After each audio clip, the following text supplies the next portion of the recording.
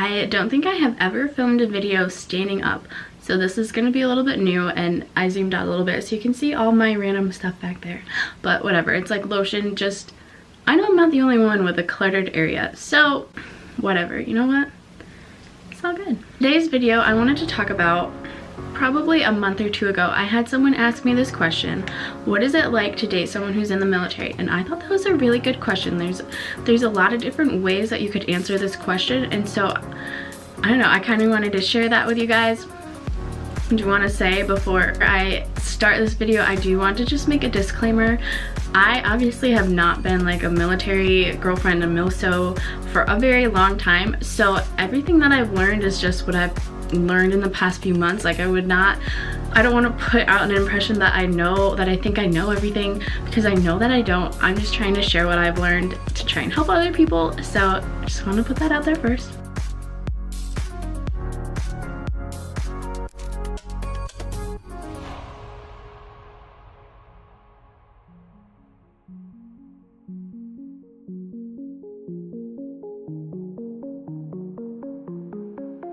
The first big point that I want to say is kind of probably not what people would expect, but this is just, I'm just gonna throw this out there.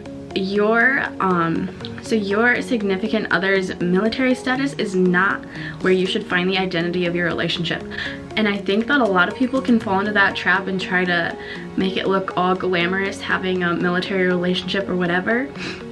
But like the bottom line is, like, you guys were either in a relationship before they went into the service, or you started dating them after, but neither one really happened because of you. And so you should not be putting like all this look into the fact that your relationship is a military relationship. And I just think it can be easy for people to think like that, and then you kind of start to objectify your significant other, and they could become more of an object to you than a real person. Let your relationship just be your relationship. The military is his job, and that's all that it is. Like it's his life. That's not all that it is, but I hope you guys understand what I'm trying to say. Don't find your relationship's identity in the military, because that's just not healthy. Dating someone in the military is also a lot of miscommunications, and it's not even necessarily between the two of you, but there are oftentimes a lot of miscommunications in the military in general. So there can be a lot of miscommunications. So something that you and your significant other should really be on top of is communication, and just talking with each other when you can. Because communication, if you have to be long distance, if you have to be separated, communication is already going to be tough. So that is something that you're going to want to work on a lot, and it's really hard. I'll just tell you straight up, it's not that easy.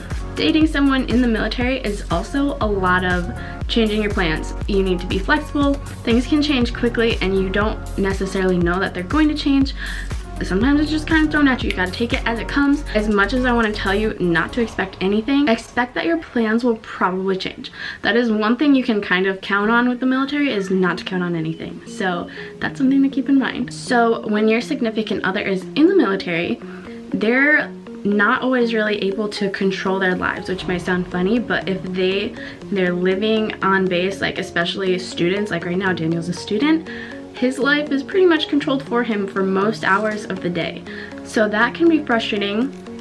That can be frustrating for a few different reasons, but just think about like how much do you like being told what to do, and if you're with all these people, you may not agree with what they want you to do or how they want you to do it, but you're stuck with all of them. It can be frustrating. Some other things about like dating someone who's in the military, and I think this probably would also be applicable to other long distance relationships, is being able to have conversations with each other and not get bored and not be talking about the same thing all the time, because that can be a challenge. Like you may not always think of that, but even when you're together with someone, sometimes that happens. You just like, I feel like we've talked about everything.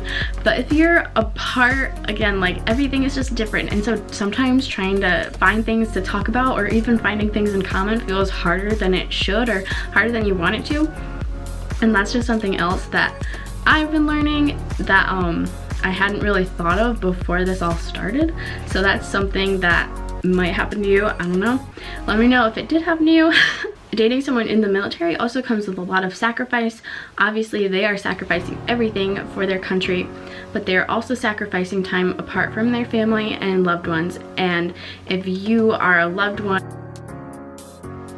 or a family member of one, then you know that. And so not only are they sacrificing a lot, but you kind of have to give them up and let them go, and that can be really hard too. So there's a lot of sacrifice on both ends.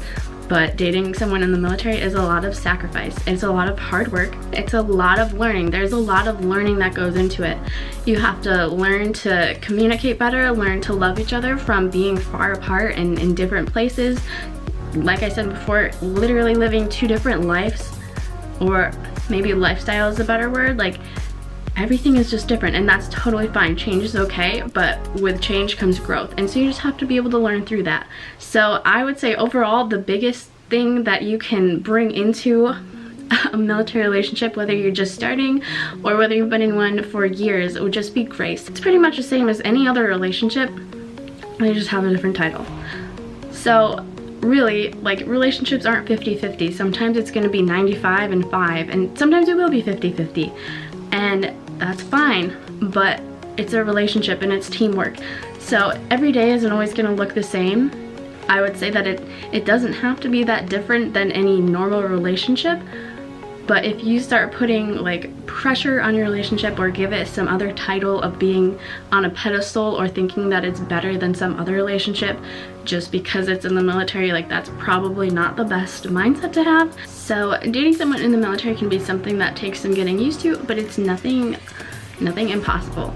It obviously takes a bit of hard work. Nothing worth having comes easy. So your relationship is going to take work no matter if you're in the military, if you're in a civilian life, if you're just doing long distance, whatever. Relationships take work. And so in different areas, it's gonna look differently. But that's just kind of what I've been learning the past few months, and I wanted to share that with you guys. And I'm sure some of you also have that question. And if you guys have any experience of how being in a military relationship has been for you, I would love if you could leave that in the comments down below. Let me know what your takeaways, the biggest things that you learned. Let me know what those were. If anyone has any questions, definitely leave those down below as well. Don't forget to give this video a thumbs up if you liked it, and don't forget to hit the subscribe button down below. And I think I will show you guys like all the times that I tried to start this video, and we'll just see how it turns out. I hope you guys have an awesome day. Thanks so much for watching. Bye!